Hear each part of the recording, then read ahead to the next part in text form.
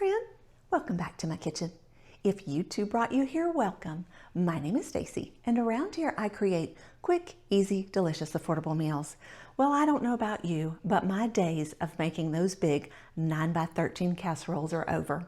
So I thought it would be fun to see if we couldn't take my favorite casserole recipes and downsize them. So join me here this week as I share with you 5 downsized casseroles that you're gonna love. So what do you say? Let's get to it.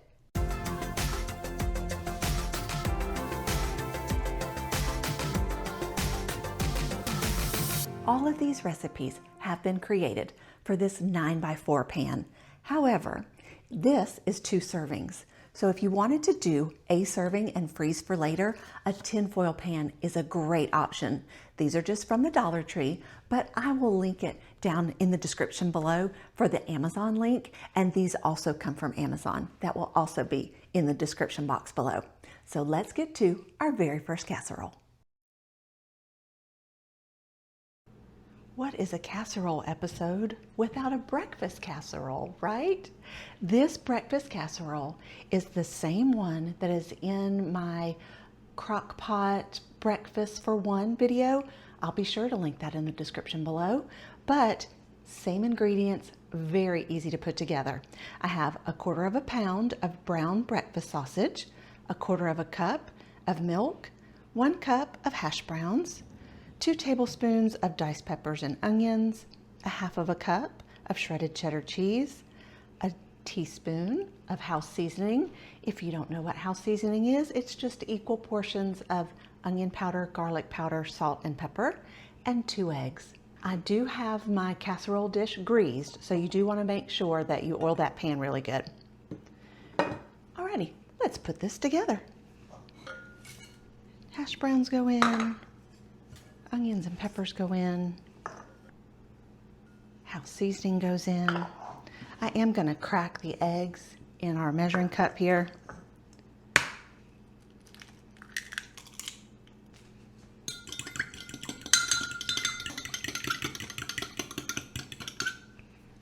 There we go. I'm going to add just a little bit of the cheese into our mixture. And our eggs. Now our oven is preheating at 375, and I'm going to put this in the oven covered for 30 minutes, then uncover it for another 5 minutes. We'll just pour this into our prepared casserole dish and top it with our remaining cheese.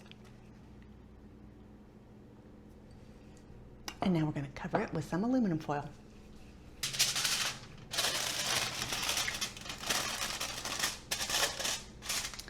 Now, if you are going to freeze it, this is the point that you would freeze it. Our fresh instructions are 375 for 30 minutes covered, uncovered for another 5 minutes. Your freezer instructions are going to be just a little bit longer because it's all cold. So just remember, whether you freeze it or whether you bake it fresh, 375. So this is going to go in, and I'll see you in 30 minutes. 30 minutes later, here's what we have.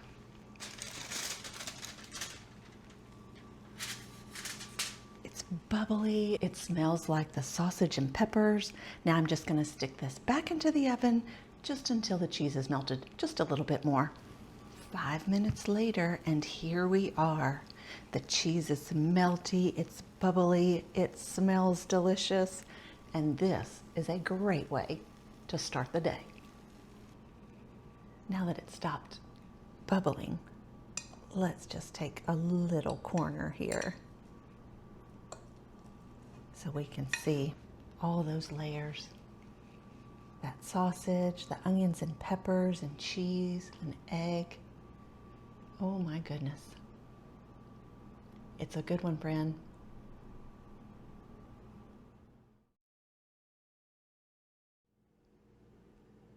Today's casserole is a tamale pie. Now you are going to need an enchilada sauce for this. I have my homemade enchilada sauce. I just keep these in the freezer. If you want to do store-bought, that absolutely works fine here. So don't feel like you have to go out and make your own homemade enchilada sauce. However, I do think that that's a better choice. But if you need a quick fix, a normal enchilada sauce from the store is fine. Now I need a cup of enchilada sauce, a half of a cup of cheddar cheese, a Roma tomato that I've diced, 2 tablespoons of green pepper and onion, a clove of garlic that we're going to mince, and 2 tablespoons of corn as well. And then I have a half of a pound of ground beef. Remember, this is going to be for 2 servings or for 2 people. And then the top is going to be like that masa tamale yumminess that we all love. So we have a cup of masa flour. This is the one from my grocery store. I loved it because I could get a smaller size at my grocery store. So this was fantastic for us. We need a cup of that, and we need 3/4 of a cup of beef broth. Chicken broth is fine if you want to use chicken broth. And we also need a half of a teaspoon of baking powder. That's going to be on our topping. The first thing that we need to do is we need to head to the stove because I need to brown the ground beef with the peppers and the onions and garlic. So let's head over to the stove.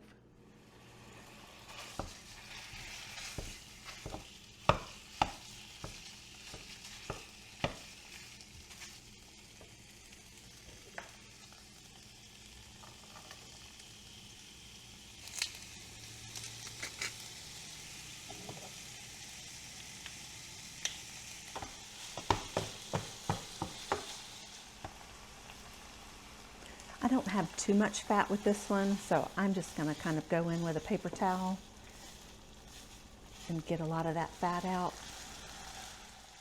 Now that we have our ground beef and our onions and our peppers done, it's going to come together very quickly. Now, just like all of my recipes, if there is something that you don't like, if you don't like green pepper, leave it out. If you don't like corn, same thing, leave that out as well. They're very versatile, easy to make, simple swaps. Now we're just going to put in our corn,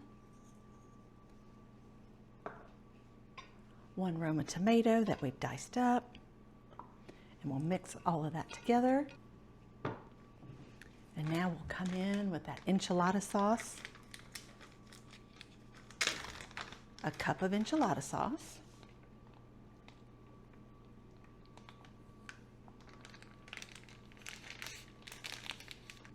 And again, we'll stir all of that up. Now we're going to go on with our cheese and just pour our cheese right over the top of it. And now for our masa topping.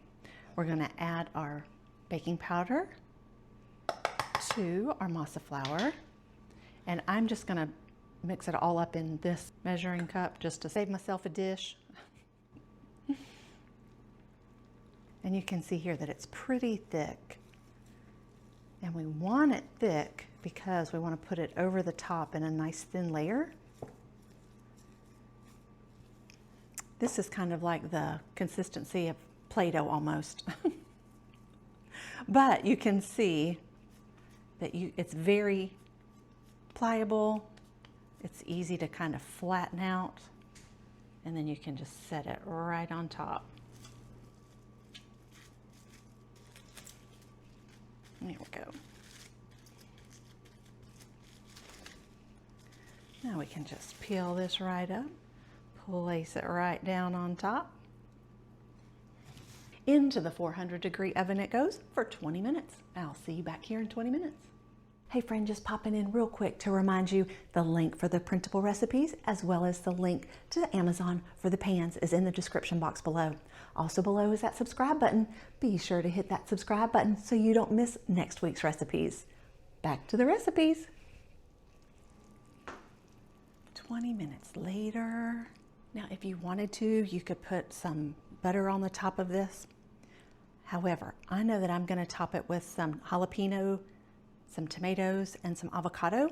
So I'm going to leave it just like this. Now, as far as freezing this goes, you have 2 options. You can stick it in the freezer just like this and then remove it the day of, bring it to room temperature and just warm it in your oven. Or you can have the bottom layer without the masa, and you can just freeze that layer. Then the day that you're ready to eat it, pull it out of the freezer and make your masa topping. But now let's plate this up. I'm just gonna come in here and scoop it up.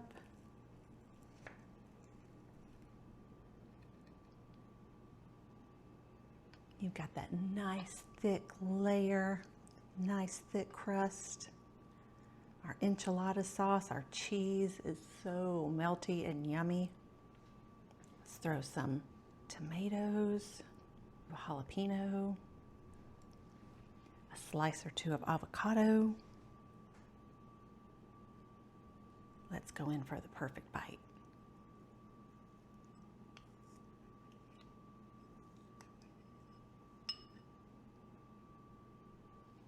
This is very reminiscent of like a spicy chili and cornbread. If you are a chili and cornbread person, I think you'll like this one a lot. I really like the flavor of that masa. It's delicious. A little bit different than cornmeal, but delicious. Let me know if you're going to try this one in the comments. It's good. Can we do a casserole recipe video without highlighting Neiman Marcus chicken? I don't think so. If you're unfamiliar with the Neiman Marcus chicken casserole, it's very reminiscent of a poppy seed chicken with a lot of the same flavors. So let's break it down. We're going to need 2 cups of chicken shredded. This could be rotisserie chicken, canned chicken, leftover chicken breast is what I have. We need 2 slices of bacon that have been cooked and chopped, a 1/2 cup of shredded cheddar cheese, a 1/4 cup of sliced or slivered almonds, either one works, a teaspoon of Frank's hot sauce. This is my cream of chicken copycat recipe. I will link it in the description below so that you can go and make your own chicken gravy if you would like to. Just use between a 1/2 and 1 cup of cream of chicken soup. Then we have a 1/2 cup of sour cream. On the top of our chicken casserole, we're going to use some crushed Ritz crackers with some melted butter. And when our casserole comes out of the oven, we'll top it with just a few green onions. Let's put this one together. It is super quick. So we're just literally going to throw everything in.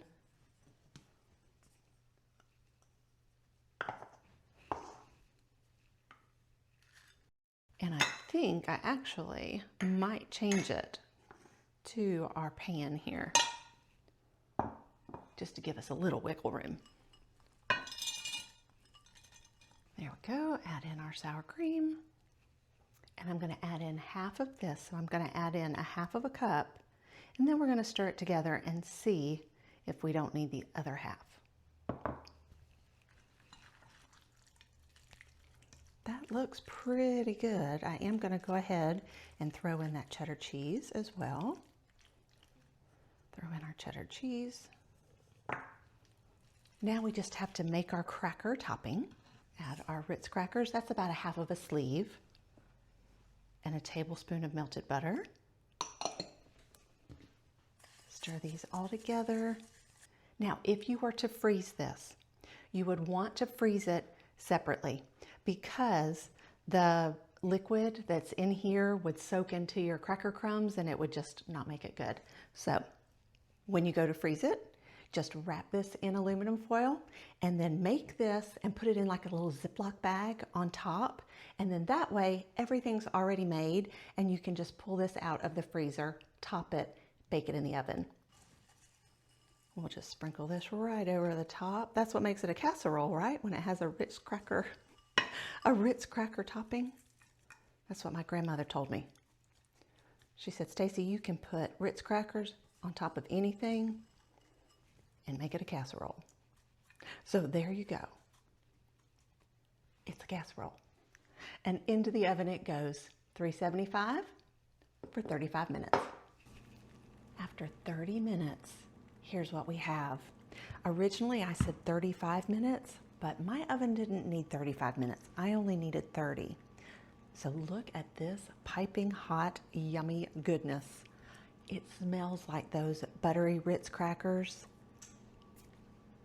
It's going to be so hard to wait until this cools to take a bite. You can eat this with a spoon.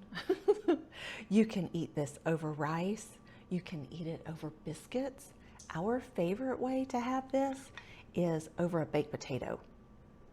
It's just so good. It takes a loaded baked potato just to the next level. I think it is perfect and will be perfect over our baked potatoes.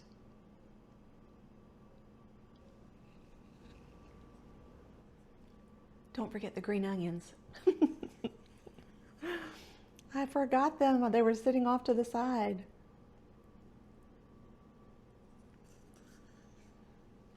Add just a little bit of crunch and color on the top there. Just a little something extra. This is so good. And it makes me think that maybe in our poppy seed chicken casseroles, maybe we need to be adding bacon. Let me know in the comments. Have you tried it? And will you try the smaller size? 100% the way to have this is on a baked potato. You are going to love it. Try it.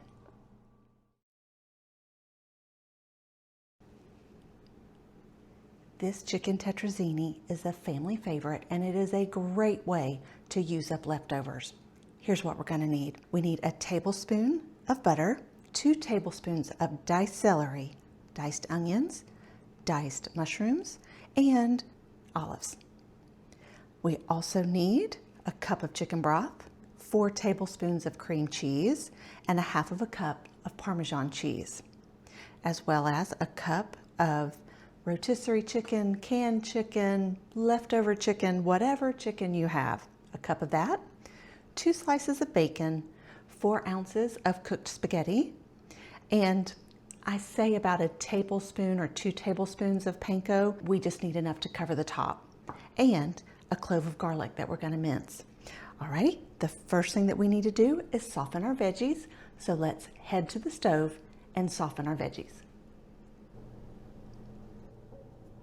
The first thing we need to do is melt our butter, and then we'll add our celery and onions. Once our celery and onions are softened, then we'll come in and add the mushrooms and the black olives. Now that everything is softened, we'll add in our cream cheese.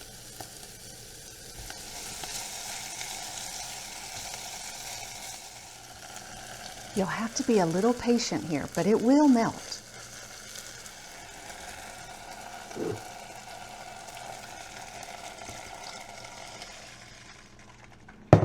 Now we just have to put everything together. So we'll put in our Parmesan cheese, our bacon, our chicken,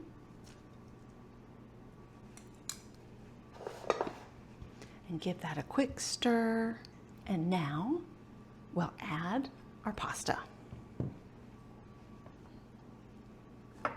You do want it just a little bit liquidy here because we're going to put this in the oven for about 20 minutes and it will thicken up. So I'd rather have a little bit more liquid than what you think you need. Carefully pour this in. Just a little mess. Now we're going to add our panko breadcrumbs to the top, and our oven is heated at 350. We're going to cook this for 20 minutes. However, if you wanted to do this as a freezer meal, at this point, you would just let it cool, cover it with tin foil, and freeze it. Just that simple. Then on the day that you're ready to eat, pull it out of the freezer, let it come to room temperature, and then cook it until it's warm and bubbly. Super simple, a super easy freezer meal. It's a great one to keep on hand. Into the oven it goes. Like I said, 350 for 20 minutes. 20 minutes later, here's what we have. It is bubbly, brown and crunchy on the top. I know you will not be disappointed with this one, friend. It's a great way to reinvent those leftovers. Tell me you're going to try this. You will not be disappointed.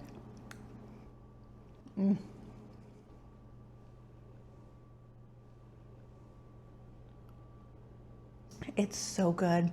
The saltiness of the bacon with the creaminess of that cream cheese and Parmesan cheese. You've got to try it. I think you'll love it just as much as my family does. Bon appetito.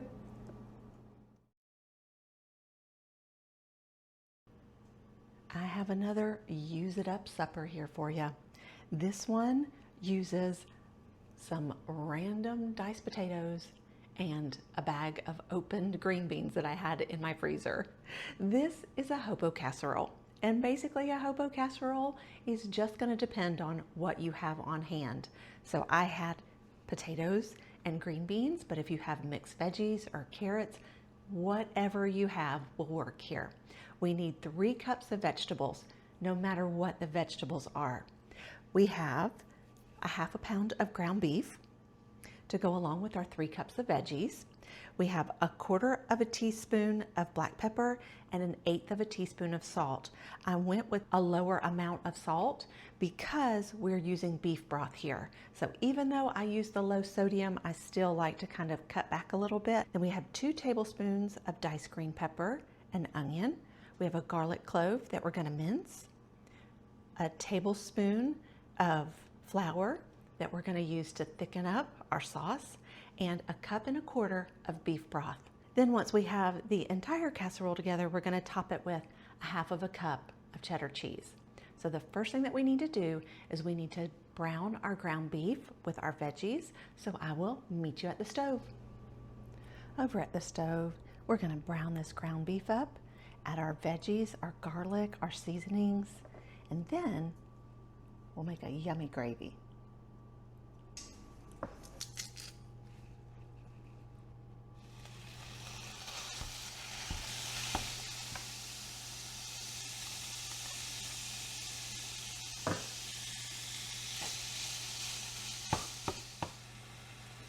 Now that our ground beef is browned and our veggies are tender, I'm going to go in and add in our tomato paste. Give that a quick little stir around.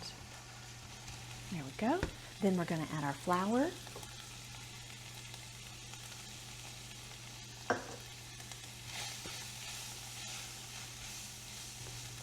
And then our beef broth.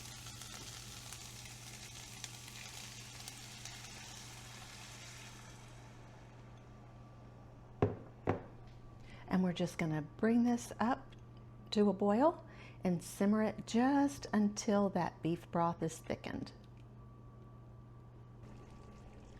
Now that our sauce has thickened, we will head back to the cutting board and put this together. I'm going to go ahead and put in our potatoes and our green beans. Then I'll bring over our beef mixture. So now this just gets poured onto the top, just like that. And we'll just spread it around a little bit. Now we'll take our cheese and top that. This is going to go into a 400-degree oven for 35 minutes, but we're going to leave it covered for 30 minutes and then uncover it for that last 5 minutes. Now, freezer instructions. You're going to take your tin foil,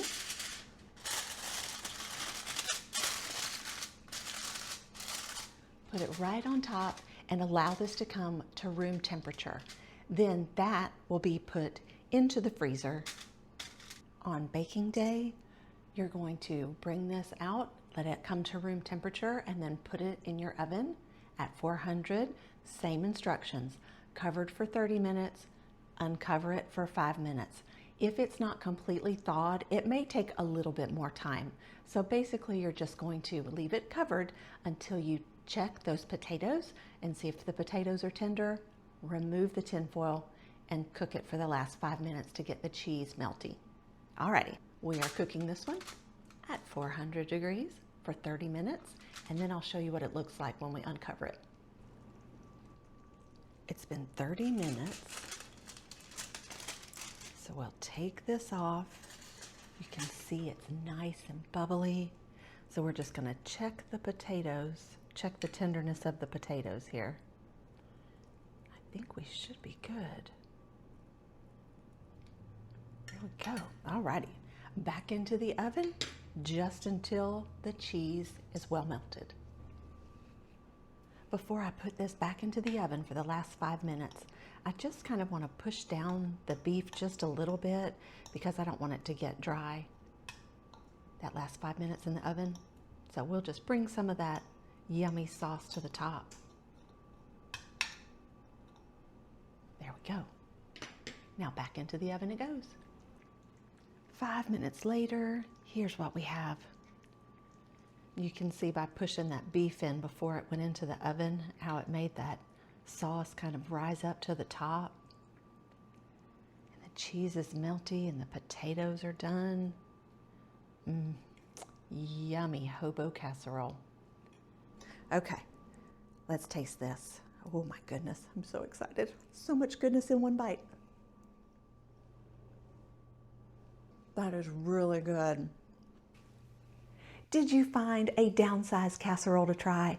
I hope that you did. Let me know in the comments which casserole you're gonna make.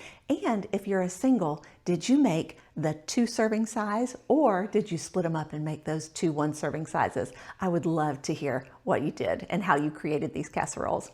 I hope you enjoyed it. If you missed last week's video, be sure to check it out here. I'm here every single week and I'll be back next week again. I hope you have a fabulous week, friend, and I'll see you soon. Bye.